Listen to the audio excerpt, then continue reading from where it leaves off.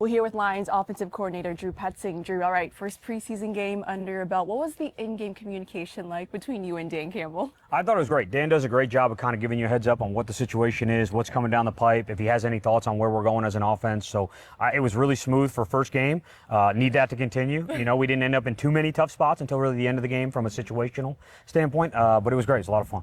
You've had experience calling plays from the booth and the sidelines. What kind of advantage as a play caller do you get being on the sidelines? I imagine the booth, you get more of a view of the whole field, but on the sidelines, you get to communicate with the players a lot quicker too. That's probably the biggest piece. I think those quick conversations of, hey, here's what I'm thinking for the next series, make a little adjustment. Those quick, like big conversations can happen in both places. But when you want something quick and you're in the box, it's hey, can somebody get this guy? I got to get him on the phone. I got to go through a process. And maybe it's just a quick reminder. Whereas when you're down on the field, I think you feel the emotion of the game a little bit better. That communication can be a little bit more efficient. And there's something to be said for talking to the quarterback face to face and getting a feel for where he's at, him knowing where I'm at. And I think that's really big. You said you didn't want to come in here and kind of rip everything up and teach them a new language. How much of this has been you implementing your ideas into a language that they're comfortable with and they understand already? I think any good offense is a collaboration. So it's me coming with my ideas, knowing the language that was in place. Jared has ideas. Other coaches on the staff have ideas that have been here and been in other buildings. So it's really all of us putting the pieces together, making sure our best players are affecting the game. And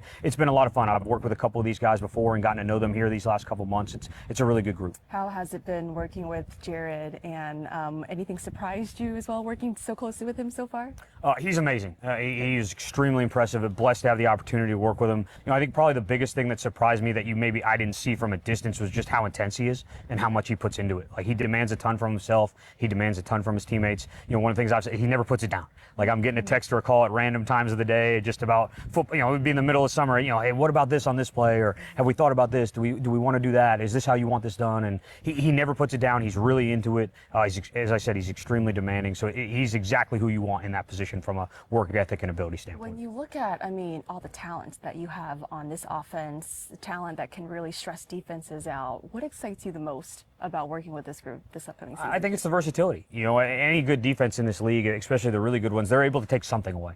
But when you have multiple pieces or multiple things that you do at a high level, it kind of becomes a chess match of what are you trying to take away? How do we utilize another piece of our offense or another player in our offense? And being able to spread the ball around like that and looking at guys that are unselfish and play well without the ball, I think has been huge, and they've done that here at a high level. So that's what gets you excited as a coordinator going into the season.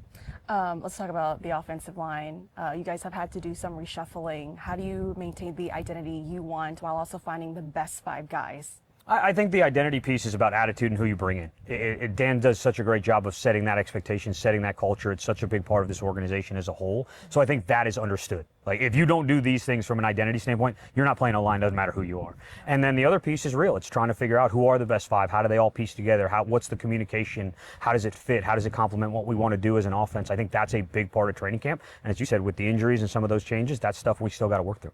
What have you seen so far from Seth and Juice at the center position? I think it's the communication and all those little details of playing the job. It's one thing, when you're in the huddle with the 2s or you're doing some different things and we're maybe simplifying some of the game plan. Once you're thrust in there with the 1s, the expectation is you're ready to pick up where the last guy left off. And I think that has to be the case. And I think they're doing a nice job of adjusting to that and taking on that challenge. But need that to continue here these next couple of weeks as they kind of fight for reps in a lot of ways. When you were studying this team and thinking about taking this job, when you look at what did Detroit do so well in 2024, and then looking at the 2025 offense, what did you see that you thought, hey, I can really come in and help this offense take the next step? I think, again, it's committing to the identity of the team and making sure that the best players affect the ball, and a lot of that starts up front.